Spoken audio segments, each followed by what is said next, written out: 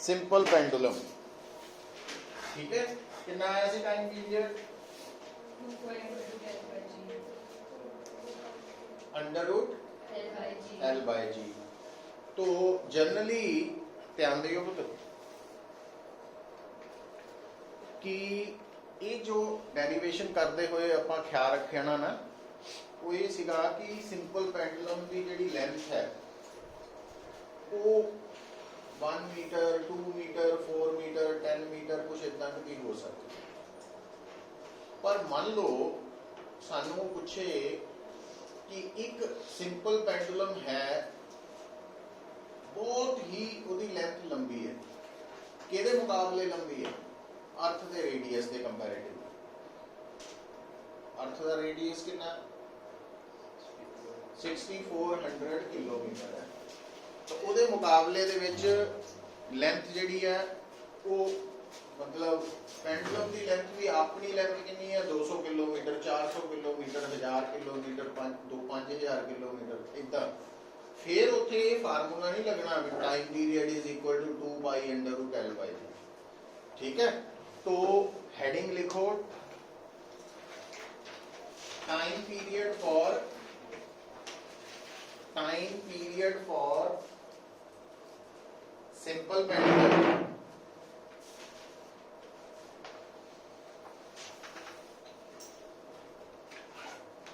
Time period for simple pendulum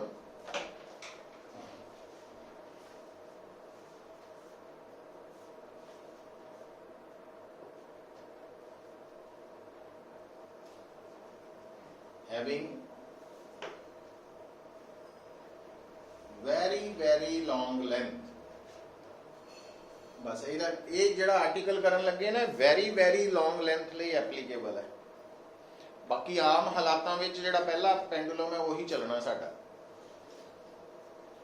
तो very long length। हुण पुत्तर इहदे विच सानू की करना पैना?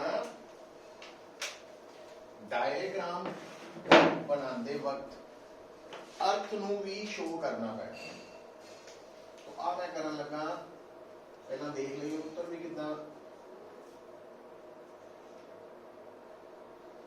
तो आ गई अर्थ, आ गया बेटा अर्थ का सेंटर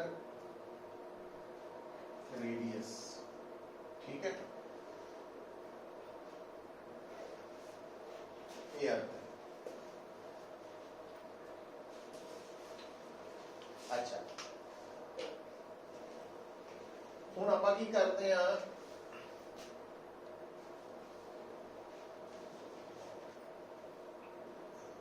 आपां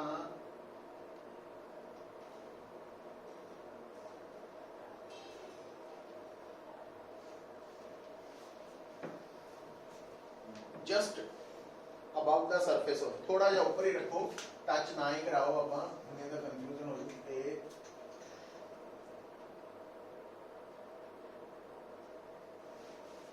पेंडुलम। ठीक है, हुण पुत्र असी इत्थे इस पेंडुलम नूं ना, क्योंकि लंबाई बहुत वड्डी है तो बॉब बहुत छोटा वा, इस करके आपां क्लैरिटी लई इत्थे डॉट ही रख लई, वधिया रहेगा। हुण एल की है इसकी, आ की है इसका, आ की है इसकी मेन पोजीशन। ठीक है, और तुसी देखो अर्थ के मुकाबले च शो किया ना, तो आ अर्थ का रेडियस है, इट मींस इसकी लंबाई भी उसके मुकाबले च ही है, बहुत लंबा, इसे करके ध्यान रखियो। हुण इन्हें जदों ऑसिलेट करना है ना, तां ये पहुंच गया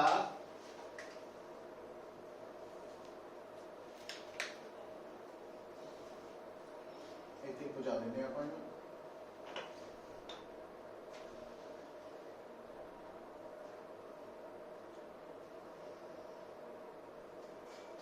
इत्थे का सो आ एंगल की है वो थीटा।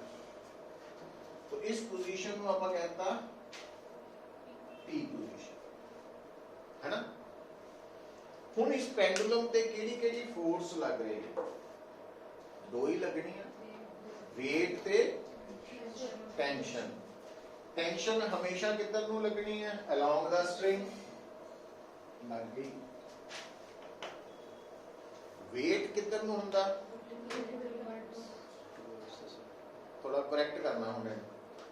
वेट बेसिकली की हुंदा हमेशा towards the centre of earth, ठीक है। तो हुण बेटा सेंटर ऑफ अर्थ आ नहीं है, तो आ पेंडुलम है, वेट कितना हो,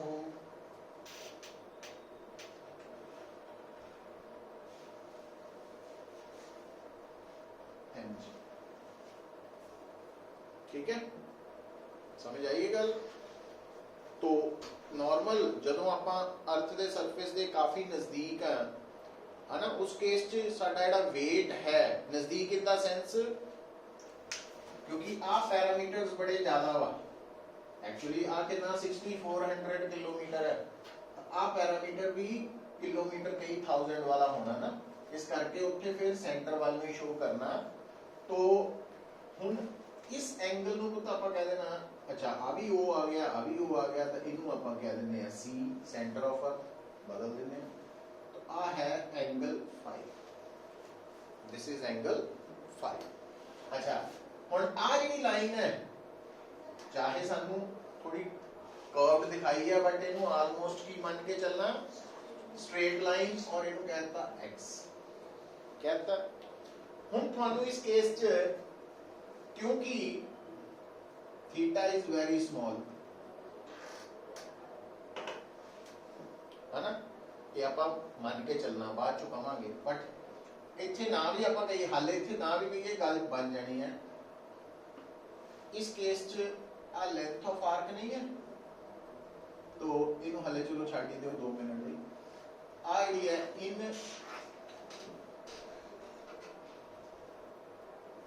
SOP, SOP length of arc की है x, रेडियस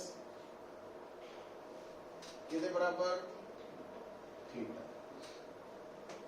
तो इन COP लेंथ ऑफ आर्क की है x, और आ की है आ वाला r, रेडियस ऑफ अर्थ है। तो थोड़ा ध्यान रखना, आ चीजें नोट करो।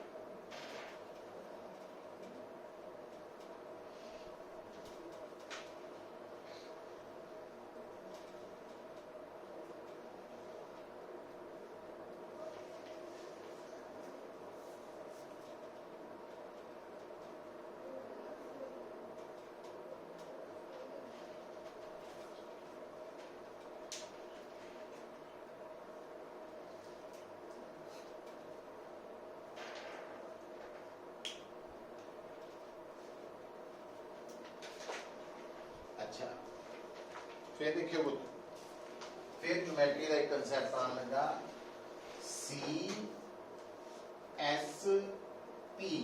ट्रायंगल है। आ ट्रायंगल के अंदर 2 एंगल्स हैं। जदों मैं मैं जान के इथे ब्लैक कलर की एक लाइन एक्सटेंड कर दी था। तो आ जिहड़ा एंगल है ना वो ये एक्सटीरियर एंगल है, दिस इज एक्सटीरियर एंगल। और एक्सटीरियर एंगल की होता है सम ऑफ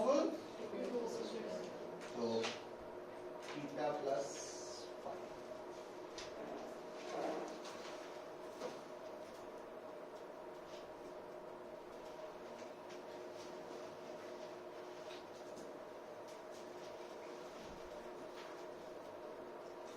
ठीक है। अच्छा आ देखियो आ जिहड़ा मैं mg लिखिया सी तुसी लिखिया रहने दो कोई गल नहीं, आ वेट इधर नहीं है आही mg है। तो इस तरफ कंपोनेंट की हो गया mg का cos थीटा प्लस फाई, और इस तरफ mg sin theta plus phi. देखी पढ़ो ये जड़ा mg sin theta plus phi है किधर नु जा रहा मीन पोजीशन वाल नहीं। तो जेडी फोर्स मीन पोजीशन वाल नु लगे वो केड़ी हुंदी, बस इन्नी गल है। डायग्राम वधिया बना के नीचे लिख देना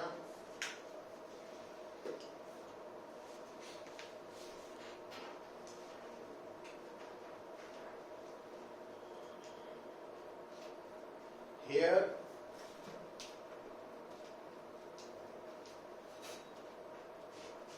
mg sin bracket theta plus phi acts as restoring force। ठीक है,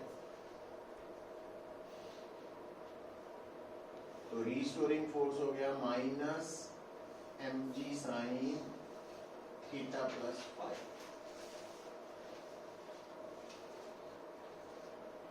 ਹੁਣ ਪੁੱਤਰ ਫਿਰ ਉਹੀ ਕੰਡੀਸ਼ਨ ਆਣ ਲੱਗੀ, ਜੇ ਤਾਂ ਥੀਟਾ ਤੇ ਪਾਈ ਦਾ ਸਮ ਲਾਰਜ ਹੈ, large means 20 degree 30 degree 45 degree 60 degree, ਫਿਰ ਇਹ ਪੈਂਡੂਲਮ ऑसिलेट करेगा, ਇਹਦੇ ਵਿੱਚ ਕੋਈ ਸ਼ੱਕ ਨਹੀਂ ਹੈ, ਬਟ ਉਹ SHM ਨਹੀਂ ਹੋਏਗਾ।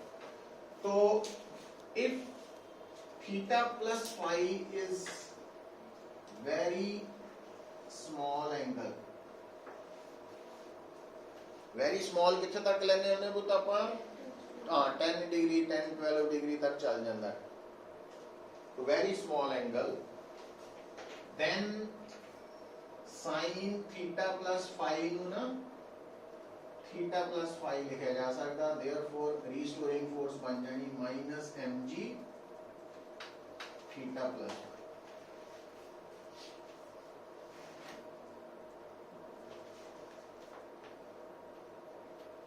और थीटा और फाई दी वैल्यूज असी ऑलरेडी लिख चुके हैं, और वैल्यूज पुट कर देने। थीटा की जगह x by L x by R using equations 1 and 2। तो F is equal to minus mg 1/n plus 1/r, x common आ गया नंबर 3 है ना। हुण इस इक्वेशन च तुसी देखो आ कांस्टेंट टर्म है, क्योंकि एक बार जेड़ा पेंडुलम तैयार कर लिया ना तुसी ओदा मास बदल सकते हैं, जिस जगह ते ऑसिलेट कर रहे हैं उत्थे g फिक्स है, लेंथ ऑफ पेंडुलम फिक्स है, अर्थ दा रेडियस भी फिक्स है। तो आ सर्कल की टर्म की है कांस्टेंट। तो साडे को की आ गया, force is restoring force is directly minus x, equation of SHM। तो equation 3 represents equation of SHM।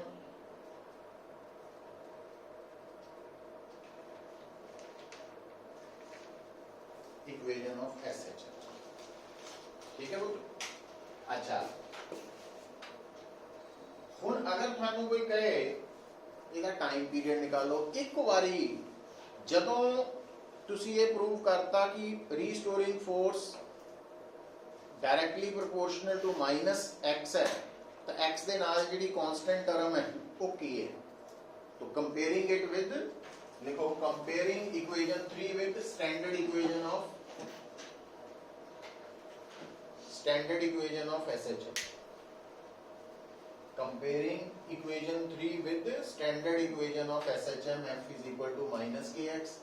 तो k की आ गया mg1 आ गया है ना, और एक बारी k मिल जाए तो थाटे कोल and time period of SHM की होता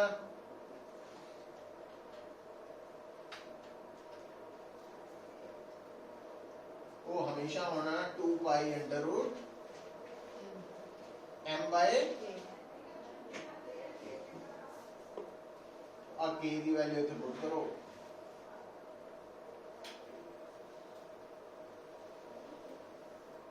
t की आ जाना 2 पाई अंडर रूट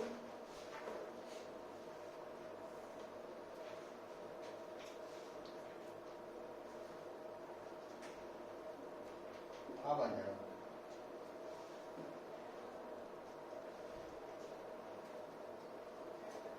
किहड़े पेंडुलम का टाइम पीरियड है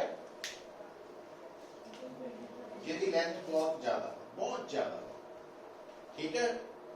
तो ये एक्सेप्ट मतलब वैसे जनरल केस है, जिहड़ा पहले वाला कीता सी केस कल वो सीगा स्पेशल केस, किहड़े पेंडुलम ली जिहदी लेंथ बहुत छोटी है। हुण आपां वो वाला रिजल्ट इथों कढ सकदे किदां, स्पेशल केसेस लिख लो कुछ, ठीक है। ये देख लियो एग्जाम च पूछा किहड़े बारे गया, तो स्पेशल केसेस भी आ जाने हैं।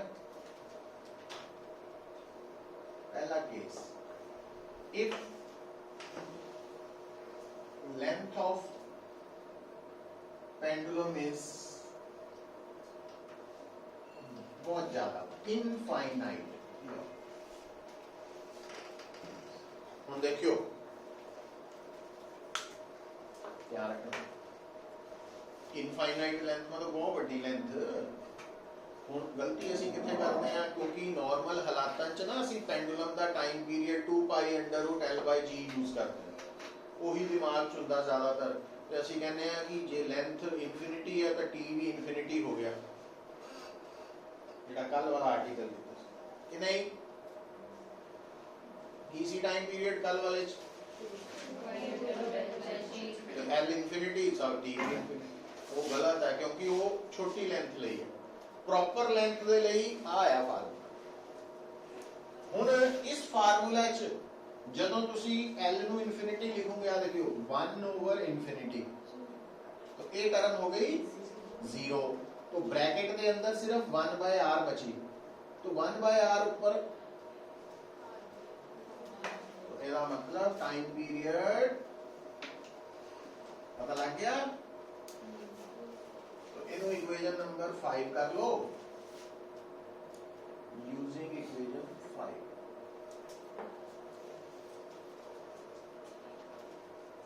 है ना। अच्छा, दूसरा case, if length of pendulum, ये भी पूछ रहे हैं कई बार, is equal to radius of अर्थ।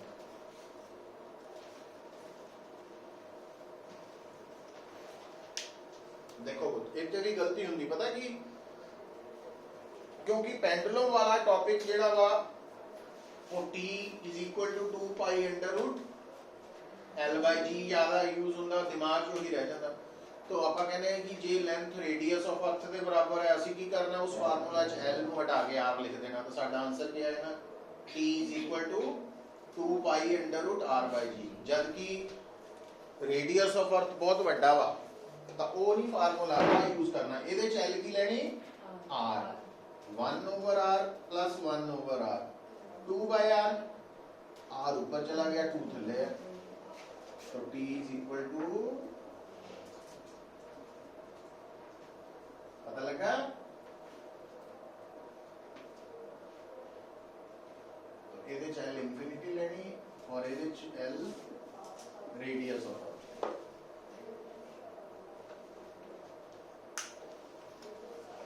ठीक है, 2 केसेस हो गए।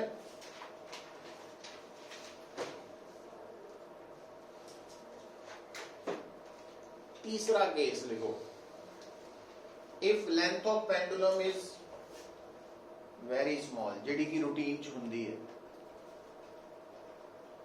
length of pendulum is very small. Third case, तो when length of pendulum is बहुत छोटी, ध्यान रखिए कुछ ਹੁਣ ਇਹ ਨਾ ਕਹੀਓ ਕਿ L ਬਹੁਤ ਛੋਟੀ ਹੈ ਤਾਂ ਉਹਨੂੰ ਇਗਨੋਰ ਕਰ ਦੇਣਾ, ਫਾਰਮੂਲਾ ਚ L नहीं है 1/L है, तो जे L R तो छोटी होएगी तो 1/L 1/R तो बहुत बड़ी हो जाएगी, उल्ट हो जाना काम, समझे? क्योंकि फार्मूला L नहीं ना है, 1/L प्लस 1/R है, इतने ध्यान रखी देना चीज़ों का। तो अगर L छोटी है तो 1/L बड़ी हो जानी है, डिनोमिनेटर जितना छोटा होएगा आंसर उतना बड़ा होएगा।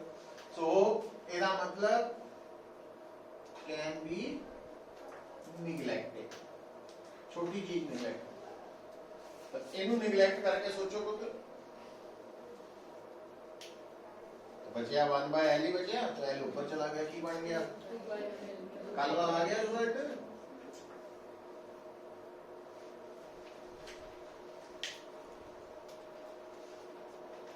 ठीक है, तो ये है केस।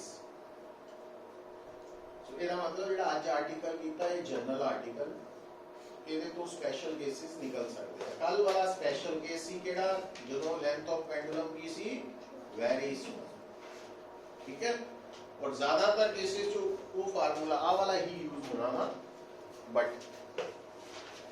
एक्चुअली केड़ा यूज होएगा वो कंडीशंस देख ले।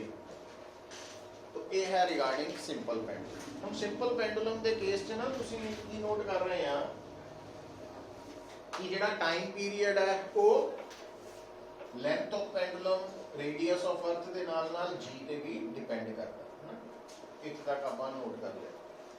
हुण हेडिंग लिखो, ये केड़ा पेंडुलम क्या, सिंपल पेंडुलम दा टाइम पीरियड स्मॉल जी पे डिपेंड करता। ਇਹਦਾ मतलब ਜੇ ਸਿੰਪਲ ਪੈਂਡੂਲਮ ਨੂੰ ਕਹੇ ਕਿ ਆਪਾਂ ਉਹਨੂੰ ਜਲੰਧਰ ਤੋਂ ਸ਼ਿਮਲਾ ਲੈ ਗਏ ਤਾਂ ਟਾਈਮ ਪੀਰੀਅਡ ਤੇ ਕੀ ਫਰਕ ਹੋ, ਹੁਣ ਉਹਦਾ मतलब ਸਮਝੋ, ਜਗ੍ਹਾ ਬਦਲ ਲਈ, ਜਗ੍ਹਾ ਬਦਲਣ ਨਾਲ ਜੀ ਸਮਾਲ ਜੀ ਤੇ ਫਰਕ ਪੈਣਾ, ਔਰ ਸ਼ਿਮਲਾ ਉਚਾਈ ਤੇ ਹੈ ਨਾ, ਉਚਾਈ ਦੇ ਨਾਲ ਜੀ ਘਟਦੀ ਹੈ, तो ਜੇ जी घटेगी तो टाइम पीरियड इतना सोचना, समझ गए? तो हुण नेक्स्ट जेड़ा पॉइंट आप लिखन लगे हैं मित्रों, देखो ये है सिंपल पेंडुलम, इहदे नाल हेडिंग लिखो सेकेंड्स पेंडुलम। केड़ा पेंडुलम, सेकेंड्स,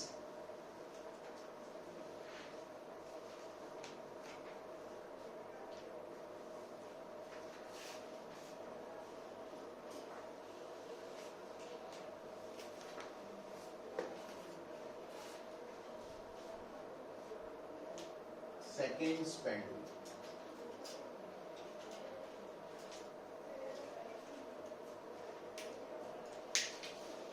seconds pendulum तो a simple pendulum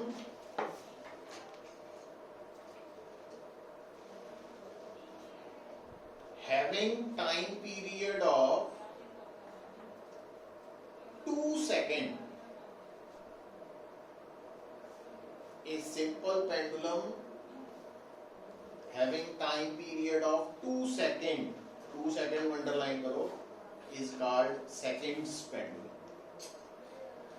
ਜਦੋਂ ਵੀ ਤੁਹਾਨੂੰ ਪੇਪਰ ਚ ਆ ਜਾਏ ਨਾ seconds pendulum, तब तुसी उदों ही समझ जाना कि इसका टाइम पीरियड कितना वा, 2 सेकंड है, ना घट ना ज्यादा, तो seconds pendulum।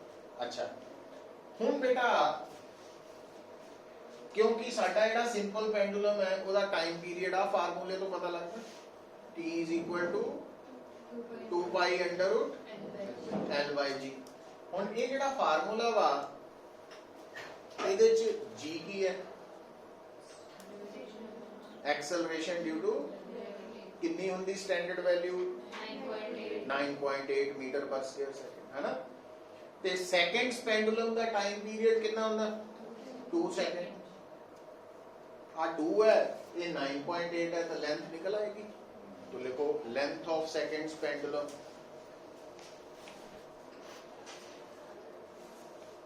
Length of seconds pendulum. तो क्योंकि टाइम पीरियड है 2 pi under root L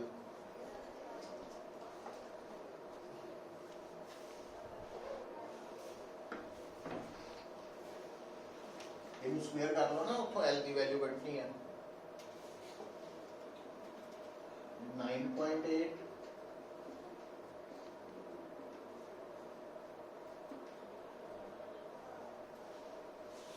almost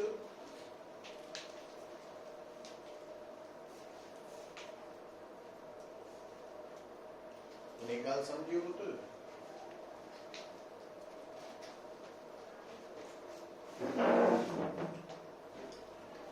गल भी समझनी है। देखो सेकंड्स पेंडुलम की टी फिक्स है वो दुनिया का जड़ा मर्जी कॉर्नर होए यूनिवर्स का जड़ा मर्जी पोर्शन होए उत्थे टी कितना रहना ओदा 2 सेकंड ही रहना 4 ने तो 4 ही रहना पाई ने पाई ही रहना बट स्मॉल जी की वैल्यू चेंज होंदी है। आ जिहड़ी आपां लेंथ ऑफ सिंपल पेंडुलम निकाली है उस जगह ते निकाली है जिथे जी 9.8 उत्थे निकाली। तो जिस जगह पे जी की वैल्यू 9.8 है उत्थे सेकंड्स पेंडुलम की लंबाई कितनी होएगी 0.99 मीटर के करीब 99 सेंटीमीटर के करीब। बाकी देख सकते कैलकुलेट कर।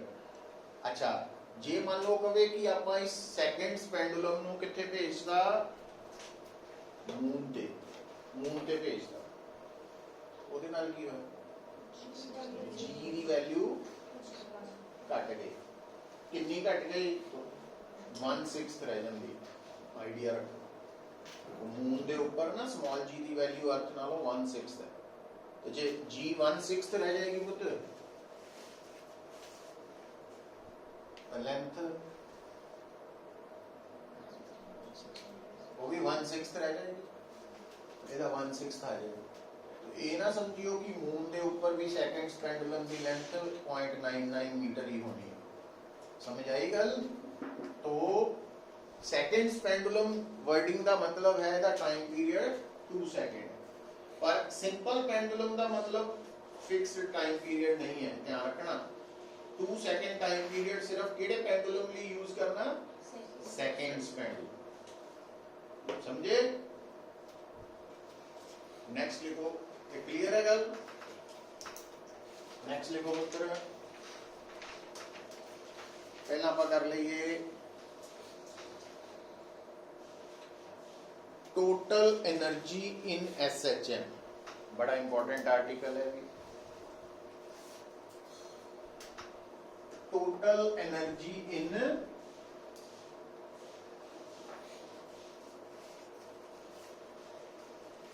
SHM सिंपल हार्मोनिक मोशन हो रहा वा। जो सिंपल हार्मोनिक मोशन हो रहा तो जेड़ा पार्टिकल है वो की कर रहा मूव कभी मीन तो एक्सट्रीम वाल जा रहा कभी एक्सट्रीम तो मीन वाल आ रहा कर रहा। तो हर पल का की है मोशन च है ना मतलब वो केड़ी एनर्जी पोजेस करेगा मोशन करके काइनेटिक एनर्जी। ठीक है। दूसरा आप नोट करते हैं कि ऑसिलेशंस होने दे लई केड़ी फोर्स लगनी जरूरी है रीस्टोरिंग फोर्स का कारण की है इलास्टिसिटी प्रॉपर्टी। तो इलास्टिसिटी करके जिहड़ी फोर्स लगती है रीस्टोरिंग फोर्स वो कंजर्वेटिव फोर्स है। केड़ी फोर्स है कंजर्वेटिव फोर्स। ते कंजर्वेटिव फोर्स जिथे भी होएगी एक्ट करेगी तो उत्थे उहदे अगेंस्ट कीता गया काम पोटेंशियल एनर्जी की फॉर्म च होएगा। ਇਹਦਾ मतलब ਜਦੋਂ बॉडी ऑसिलेट करती है ना तो मोशन करके ਉਹਦੀ काइनेटिक एनर्जी है प्लस कंजरवेटिव फोर्स के अगेंस्ट काम होने करके पोटेंशियल एनर्जी है। इट मींस ऑसिलेटिंग पार्टिकल दी दो एनर्जीज है, केड़ी केड़ी? Kinetic plus potential. ਇਹਦਾ मतलब ਉਹਦੀ टोटल एनर्जी की हो? Kinetic plus potential. तो लिखो इन SHM particle will possess, in SHM particle will possess both kinetic energy brackets लिख लियो due to its motion, brackets लिख लो due to its motion, both kinetic energy brackets लिख लो due to its motion and potential energy, brackets लिख लो due to work done against conservative restoring force, due to work done against conservative restoring force.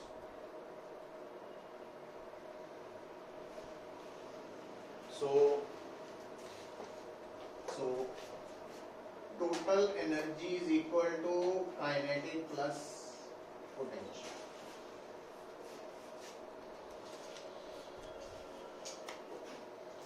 ਹੁਣ बेटा ਆਪਾਂ ਕੀ ਕਰਨਾ,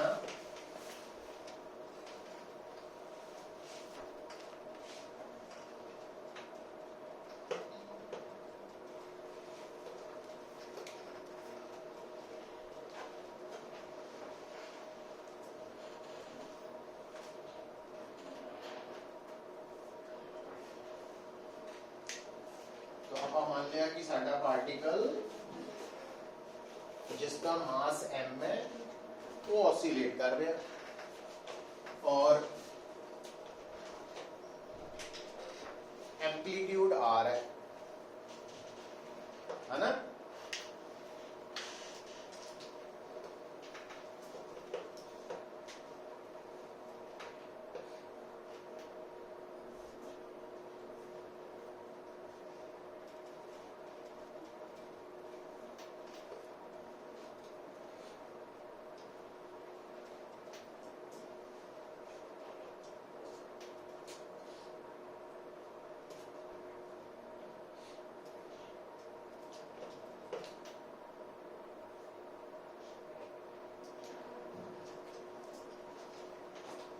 कौन बेटा देखो, suppose a particle of mass, suppose a particle of mass small m be oscillating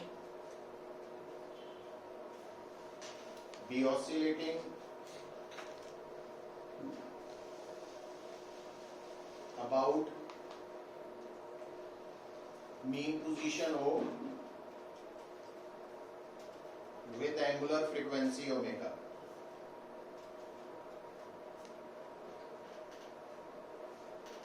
As shown in figure. Frequency omega as shown in figure. Let at any time particle be at P. Let at any time particle be at T.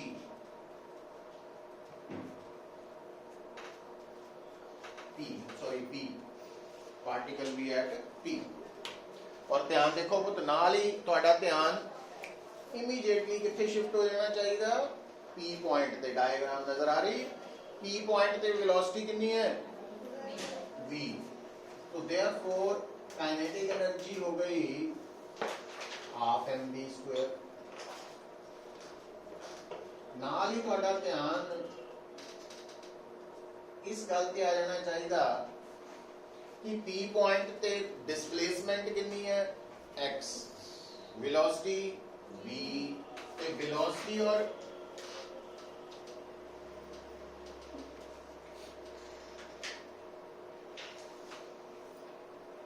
Velocity in terms of position वाला formula ਆਪਾਂ derive ਕੀਤਾ ਸੀਗਾ ਨਾ, ਤਾਂ ਉਹ result ਇੱਥੇ put ਕਰ ਦਾਂਗੇ।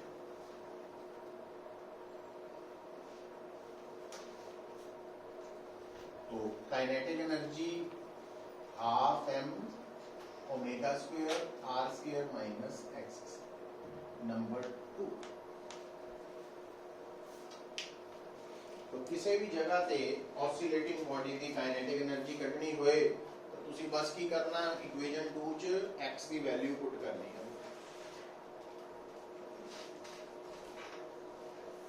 करती। अच्छा,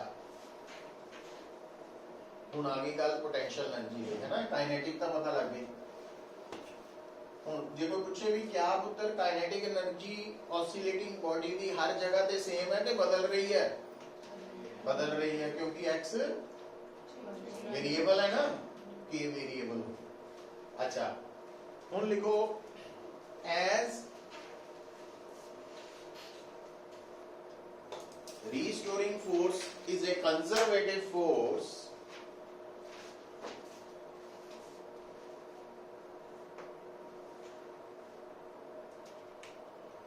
and ते नाले restoring force के दे बराबर है माइनस kx। केड़ा फंक्शन है? x ते डिपेंड करती।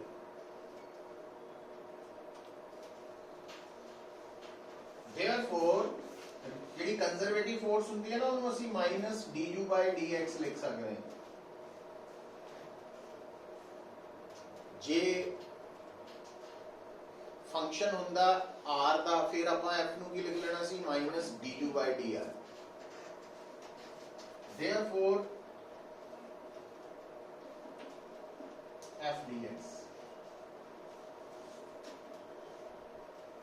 f ਦੀ ਵੈਲਿਊ ਮਾਈਨਸ kx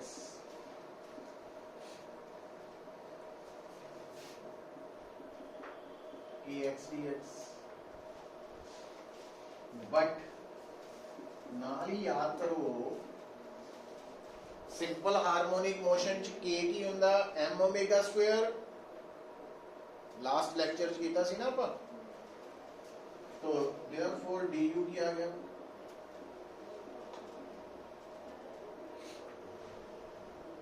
ते पोटेंशियल एनर्जी कढने लई की करना ਆਪਾਂ दोनों साइड्स ਨੂੰ इंटीग्रेट करांगे। du हो गया u, है ना। अच्छा, लिमिट्स की लवांगे 0 to x, क्योंकि आप p पॉइंट ते कट रहे हैं ना पोटेंशियल एनर्जी। तो m omega square x square by 2, तो u आ गया हाफ m नंबर 3।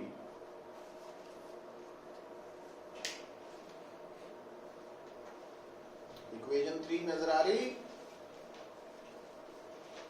देखो पूछे पोटेंशियल एनर्जी कांस्टेंट है कि वेरिएबल? क्यों? x पे डिपेंड कर। ठीक है, हुण की करो, पहला ना टोटल वाल कर लईए, फिर डिस्कस करते हैं अलग अलग केसेस। देखो substituting equations 2 and 3 in 1, substituting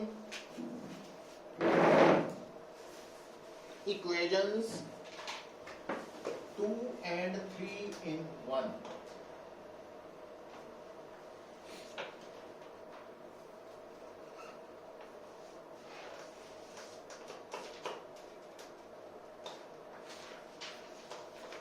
to ते 3 ਨੂੰ 1 ਚ ਪੁੱਟ ਕਰੋ। देखो की हुंदा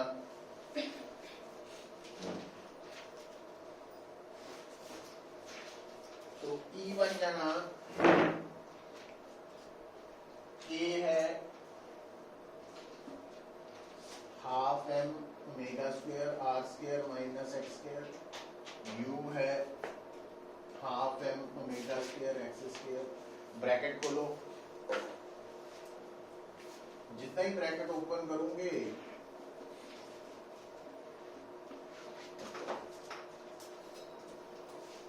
फाइनल रिजल्ट ये आ जाएगा। देखो ना आएगा कि नहीं? आ गया। तो अगर कोई पूछे कि टोटल एनर्जी वेरिएबल है कि कांस्टेंट? कांस्टेंट, क्योंकि इस फार्मूला च एम मास भी कांस्टेंट, ओमेगा भी कांस्टेंट, एम्पलीट्यूड भी कांस्टेंट। तो जदों और बॉडी ऑसिलेट करेगी तो टोटल एनर्जी हर जगह ते सेम रहेगी, हर वक्त सेम रहेगी, बस काइनेटिक एनर्जी ते पोटेंशियल एनर्जी बदलेंगे और इतना बदलेंगे कि दोनों का सम कांस्टेंट है। हुण देखो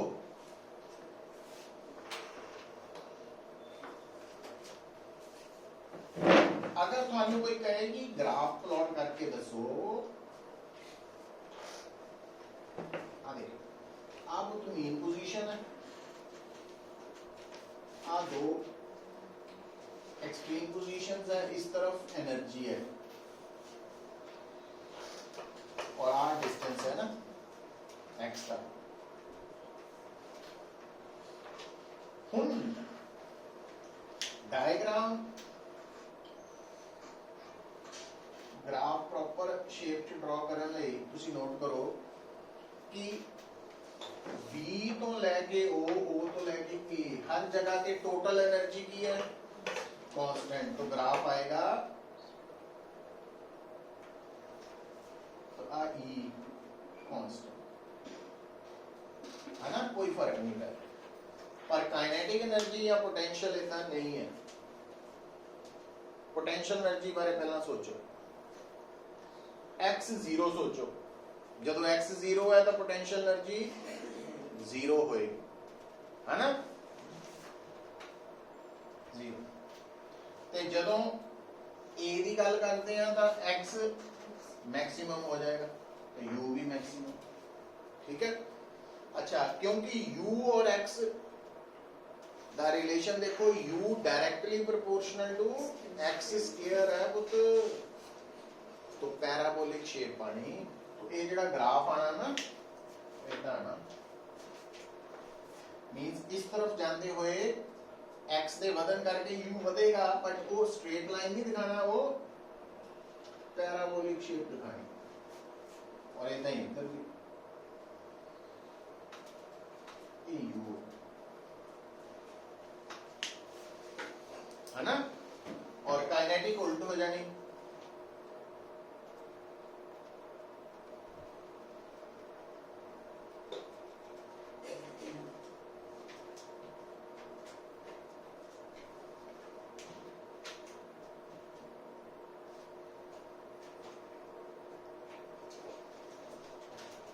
तो काइनेटिक उल्ट होनी तो इतना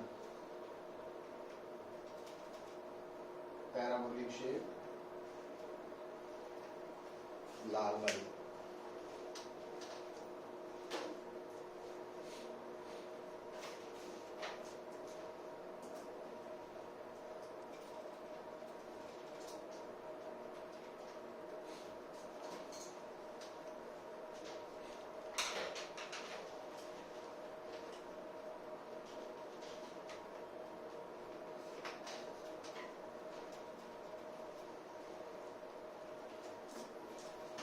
ठीक है। तो आ शेप पैराबोलिक नजर आनी चाहिए, स्ट्रेट ना आए। अच्छा,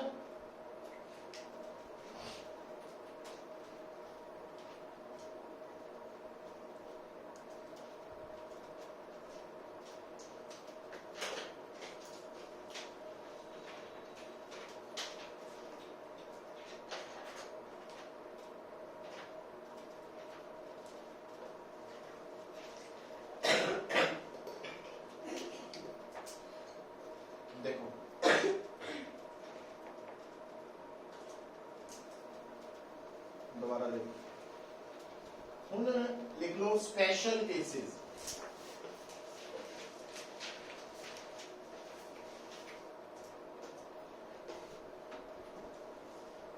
special cases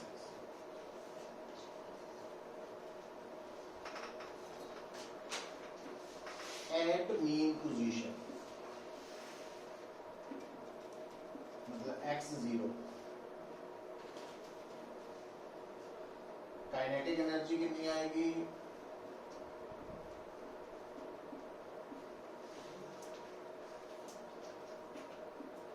using equation two equation रेंज x 0 पुट करता, बाकी जो बचया वो की है मीन पोजीशन ते काइनेटिक एनर्जी। पोटेंशियल एनर्जी की आएगी 0।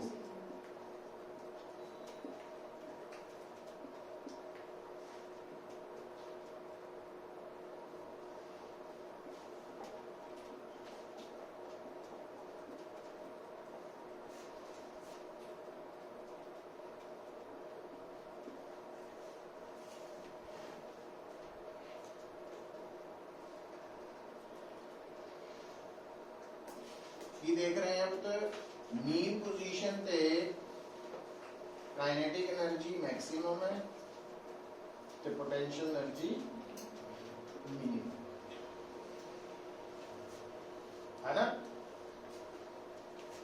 ते जे आ जाए एट एक्सट्रीम पोजीशन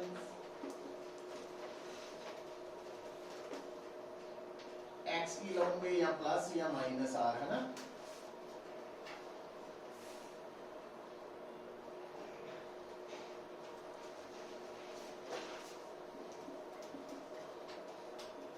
के 0 आ जाएगा, पता लगा क्यों? क्योंकि x नु r लेके देखो r² माइनस r², u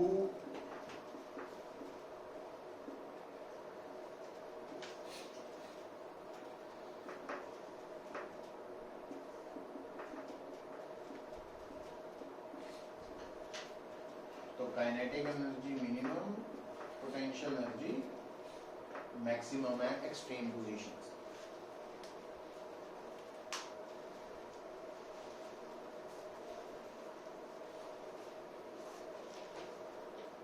ठीक है।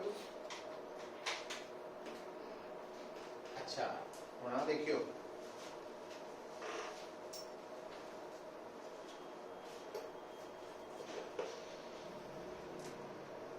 तो एक पूरा ओवरऑल टॉपिक इंपॉर्टेंट है, सिंपल पेंडुलम, और ये काफी इंपॉर्टेंट आर्टिकल्स जेडे आने ना तो फुल चांसेस। अच्छा हुन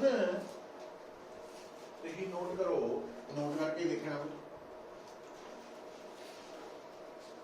ਆਪਾਂ की देखते आए हैं कि सिंपल हार्मोनिक मोशन जो डिस्प्लेसमेंट है ओदी फ्रीक्वेंसी या एंगुलर फ्रीक्वेंसी ओमेगा, वेलोसिटी दी एंगुलर फ्रीक्वेंसी भी सेम है, एक्सेलरेशन दी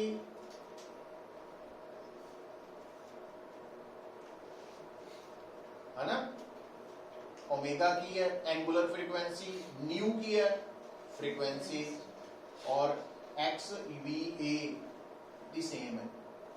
सिंपल हार्मोनिक मोशन दी जिन्नी फ्रीक्वेंसी है उन्नी एक्स दी है, उन्नी वी दी है, उन्नी ए दी, ठीक है। पर जदों काइनेटिक एनर्जी की गल आई, काइनेटिक एनर्जी की सी पुत्र हाफ एम वी स्क्वायर ही है, वी स्क्वायर इनू करके देखिए इतना भी निकल जानी है। जी वो काइनेटिक एनर्जी कटी सी ना इक्वेशन 2 च, वो सीगी इन टर्म्स ऑफ पोजीशन, ते आ मैं कटन लगा वा in terms of sorry time, ठीक है। इतना पहली नजर च ना देखने को इतना लगता है कि काइनेटिक एनर्जी भी फ्रीक्वेंसी सेम ही है ना, एक साइन कॉस साइन है, एक कॉस स्क्वायर है ना, तो थानू याद होना चाहिए कॉस स्क्वायर थीटा नु ना पा 1 plus sine cos 2 theta by 2 कर सकते, याद रखना पड़ेगा। सो ਇਹਦਾ मतलब k ਦੀ value half m omega square r square 1 plus cos 2 omega t bye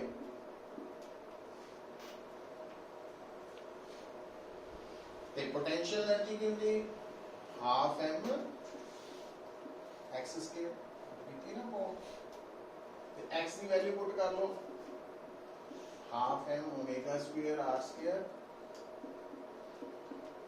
ਤੇ ਜਿੱਦਾਂ cos ਸਕੁਅਰ ਥੀਟਾ ਨੂੰ ਉਦਾਂ ਹੀ sin ਸਕੁਅਰ ਥੀਟਾ ਨੂੰ ਅਸੀਂ 1 ਮਾਈਨਸ ਇਦਾਂ ਯੂਜ਼ ਕਰਦੇ। तो u बन जाना पुत ये रिजल्ट्स दसन ਲਈ 1 plus sorry minus cos 2 omega t by ਇਹਦਾ ਮਤਲਬ ਕਿ ਸਿੱਖਣਾ ਕੀ ਆਪਾਂ ਯਾਦ ਕੀ ਰੱਖਣਾ ਵਾ। ਪਹਿਲੀ ਗੱਲ ਦੇਖੋ ਇਹ ਹੈ kinetic energy in terms of time, ਇਹ ਹੈ potential energy in terms of time.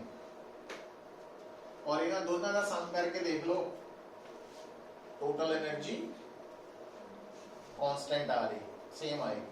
अच्छा पर उस तो अगली गल देखो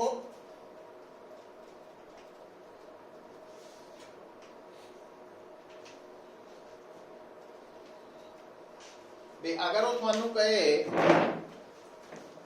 कि सिंपल हार्मोनिक मोशन दी एंगुलर फ्रीक्वेंसी है ओमेगा, डिस्प्लेसमेंट दी भी ओमेगा होएगी, वेलोसिटी दी भी ओमेगा, एक्सेलरेशन दी भी, पर काइनेटिक एनर्जी ते पोटेंशियल दी डबल होएगी। समझ गए? ये भूलना नहीं। तो कई बार ऑप्शन आ जाती है कि इन सिंपल हार्मोनिक मोशन अगर फ्रीक्वेंसी f है तो काइनेटिक एनर्जी दी कितनी फ्रीक्वेंसी है 2f डबल।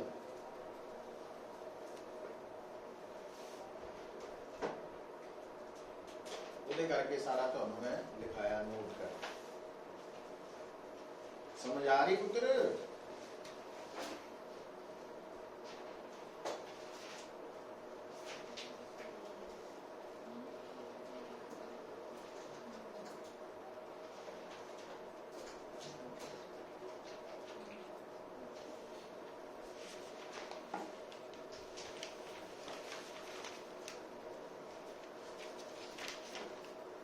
फिर लिखो spring pendulum.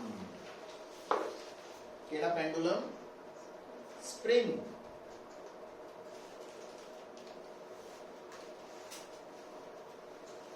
Spring pendulum.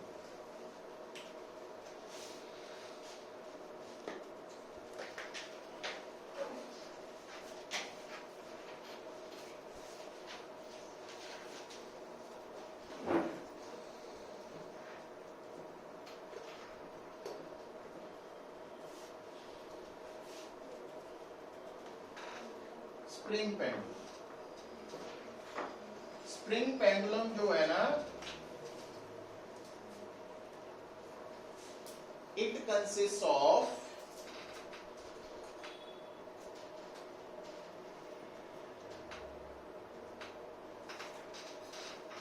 a body connected with a massless spring। फिर आइडियल केस मासलेस स्प्रिंग। आ देखो ध्यान दियो, जो स्प्रिंग पेंडुलम है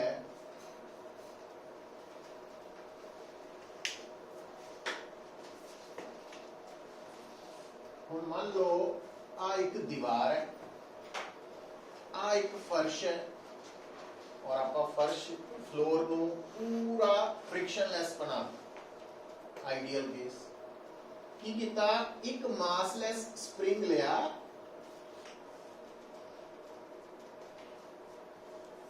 वो एक मास नाल अटैच कर के की है स्प्रिंग कांस्टेंट। ठीक है, तो इधर रखता सी सेटिंग करके। तो इस स्प्रिंग का एक एंड दीवार नाल कनेक्ट करता, दूसरा एंड मास नाल कनेक्ट करके रखता। इस वक्त स्प्रिंग ना तो कंप्रेस्ड है ना ही एक्सटेंडेड है, इस वक्त पोटेंशियल एनर्जी मिनिमम है, तो ना ही कोई फोर्स लग रही है, टॉर्क लग रही है, एक करके सिस्टम इक्विलिब्रियम च स्टेबल। तो आप उनकी बन गई इसकी मीन पोजीशन, मीन पोजीशन। हुण तुसी की कीता, इस मास नूं पकड़ के बाहर को भी खिंच सकते हैं, स्प्रिंग की हो जू ते अंदर ਨੂੰ भी पुश कर सकते हैं कंप्रेस जितना मर्जी करोगे कोई फर्क नहीं तो आप एक्सटेंड कर लेने हैं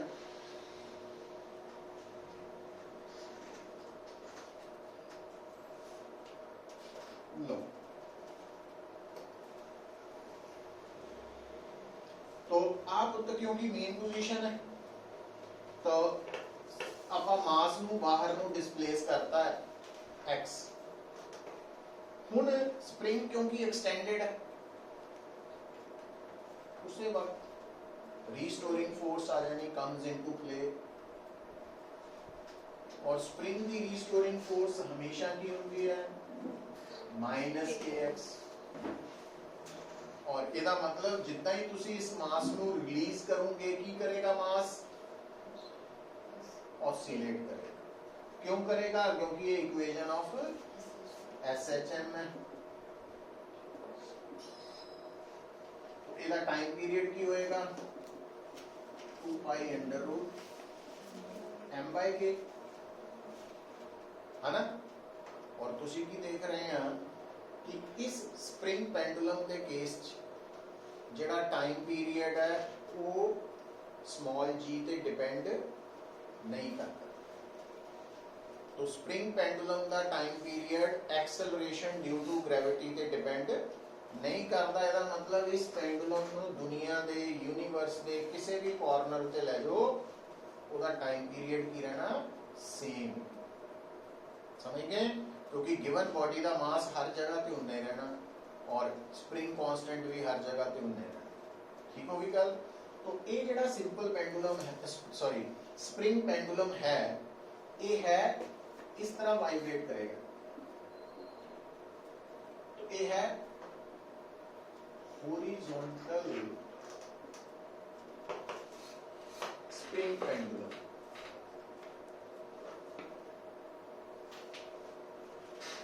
और हॉरिजॉन्टल स्प्रिंग पेंडुलम का टाइम पीरियड निकाल लें और वो independent of small ji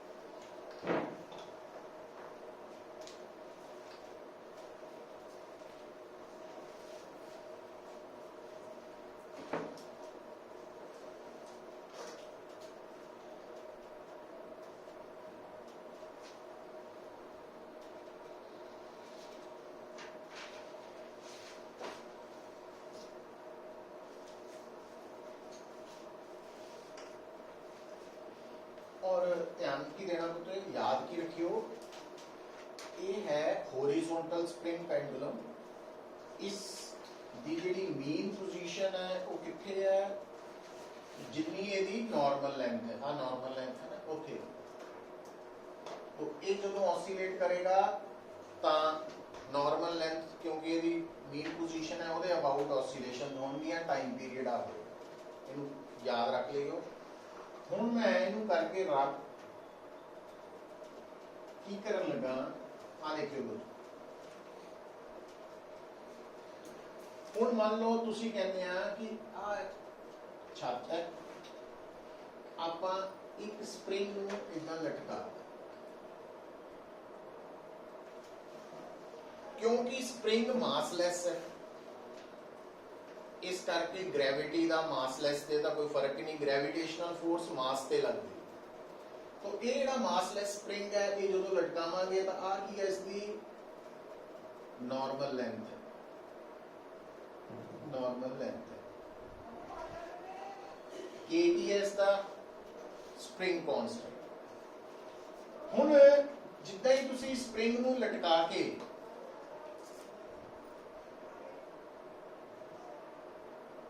ਛੱਡੋਗੇ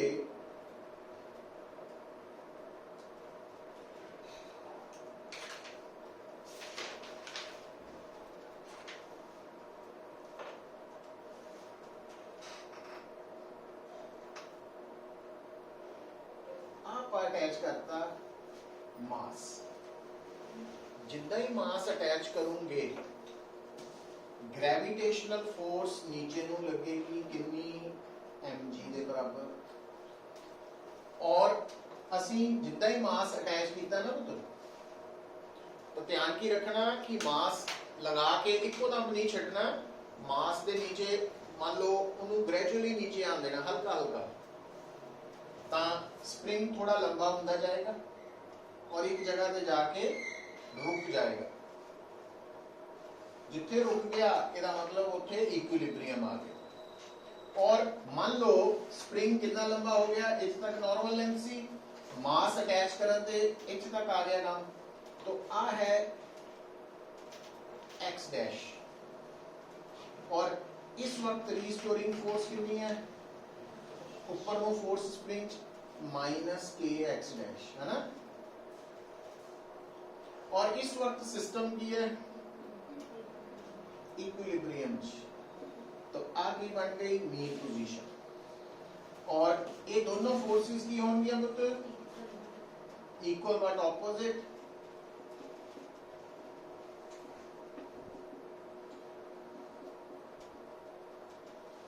equilibrium असी नेट फोर्स 0 ਨੂੰ अप्लाई करके x डैश कट सकते हैं, ठीक होगी गल, ये कर लो। तो ਇਹਦਾ मतलब ਤੁਸੀਂ ध्यान ਦਿਓ, ਇਹ ਕਿਹੜਾ स्प्रिंग पेंडुलम है, वर्टिकल, और वर्टिकल स्प्रिंग पेंडुलम की इक्विलिब्रियम पोजीशन नॉर्मल लेंथ पे नहीं है, उस नालों थोड़ी ज्यादा वा, ठीक है, और वो कितनी ज्यादा वा वो आप एक्स डैश कट सकते हैं इक्विलिब्रियम कंसेप्ट लगा। अच्छा हुण बेटा अगर तुसी चाहते हैं कि तुहाडा पेंडुलम ऑसिलेट करे, तुहानू की करना पैना, इस पोजीशन तो डिस्टर्ब करना पैना, या नीचे नू खिंचना पैना, पुल करना पैना, या ऊपर नू पुश करना पैना। तो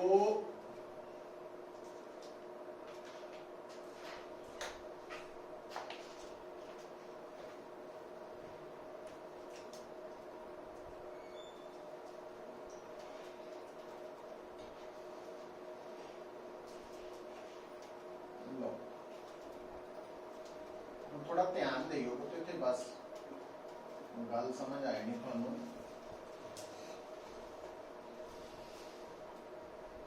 मीन पोजीशन तो मीन पोजीशन इत्थे तक है ना, तो वो तो फर्दर असी नीचे नू पुल कीता कितना x, x हमेशा कित्थों मेजर होंदा, मीन पोजीशन, ठीक है।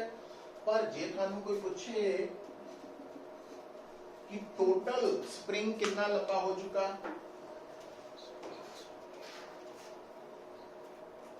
x प्लस एक्स डैश, क्योंकि आहा x डैश है ना,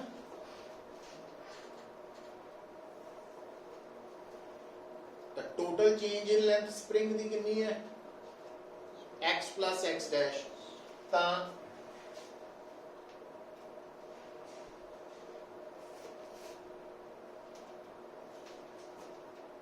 f डबल डैश कितनी हो गई,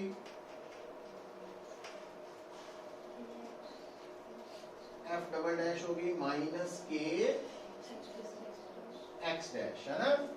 पर इनू तुसी रीस्टोरिंग फोर्स नहीं कहना, रीस्टोरिंग फोर्स की है net force towards the mean position. ध्यान दियो, गौर करियो, तो आ जी फोर्स पैदा हुई है स्प्रिंग दे अंदर, एक स्प्रिंग दी रीस्टोरिंग फोर्स है चेंज इन लेंथ करके। पर सिंपल हार्मोनिक मोशन दी रीस्टोरिंग फोर्स केड़ी है, आ देखियो, ये आ जी फोर्स F है, ये कितना कटांगे आपां, ये नेट फोर्स है, नेट फोर्स कितना कटांगे, जिन्नी फोर्स ऊपर ਨੂੰ लग रही है माइनस जिन्नी वो है रीस्टोरिंग। समझ गए? रीस्टोरिंग फोर्स होती है net force acting towards the mean position. तो इस केस च बॉडी पे दो फोर्सेस लग रही हैं, एक एफ डबल डैश एक एम। तो इन्हां दा रिजल्टेंट कितना निकलेगा? दोनों का वैक्टर सम लवांगे, ਇਹਦੇ ਵਿੱਚੋਂ ਆਹ माइनस कर ਦਾਂਗੇ। ਹੁਣ एफ डबल डैश कितनी है पुत्र? माइनस के एक्स डैश, है ना?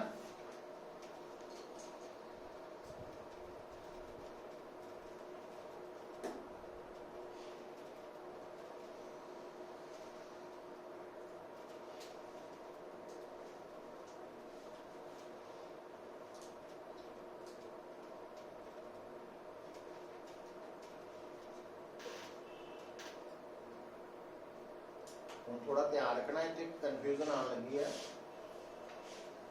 देखो इसमें आप इतना लिख सकते हैं कंफ्यूजन को अवॉइड करने लई। इस फार्मूला च आ की है स्प्रिंग दे अंदर पैदा हुई रीस्टोरिंग फोर्स का मैग्नीट्यूड, है ना? तो इस केस च ਜਿਹੜੀ सिंपल हार्मोनिक मोशन दी रीस्टोरिंग फोर्स है F, वो किहदे बराबर है? आई F है, रिजल्टेंट फोर्स दा मैग्नीट्यूड कितना कड्ढीदा वा? जे दो फोर्सेस दा वेक्टर सम लेना होए असीं तां रिजल्टेंट फोर्स दा मैग्नीट्यूड कितना निकलदा? वड्डी वाली दे मैग्नीट्यूड चों छोटी वाली दा मैग्नीट्यूड माइनस कर दीदा, पर कंडीशन की होवे दोनों ऑपोजिट वालियां हो।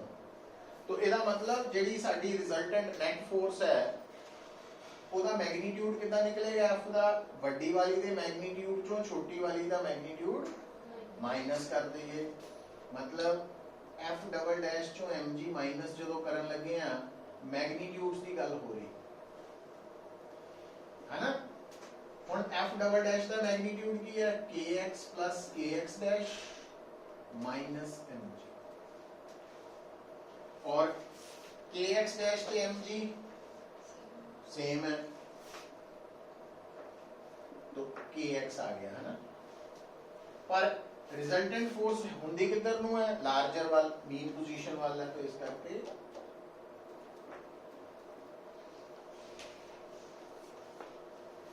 की देखिए आपां कि चाहे इस तो पहला सी हॉरिजॉन्टल स्प्रिंग चाहे है वर्टिकल स्प्रिंग पेंडुलम, दोनों एसएचएम पोजेस करते हैं, दोनों का टाइम पीरियड सेम है, बट फर्क किथे है? Mean position. हॉरिजॉन्टल स्प्रिंग वाली मीन पोजीशन ओदी नॉर्मल लेंथ ते ही होती है, वर्टिकल वाले केस च जिहड़ी मीन पोजीशन है वो नॉर्मल लेंथ तो कितनी ज्यादा वा? एक्स डैश, और एक्स डैश कितना कटिया जा सकता? एम जी बाय के।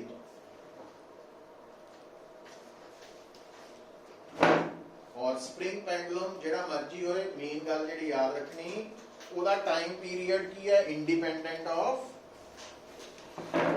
एक्सेलरेशन ड्यू टू ग्रेविटी है, ਉਹਦੇ ਤੇ डिपेंड नहीं करता।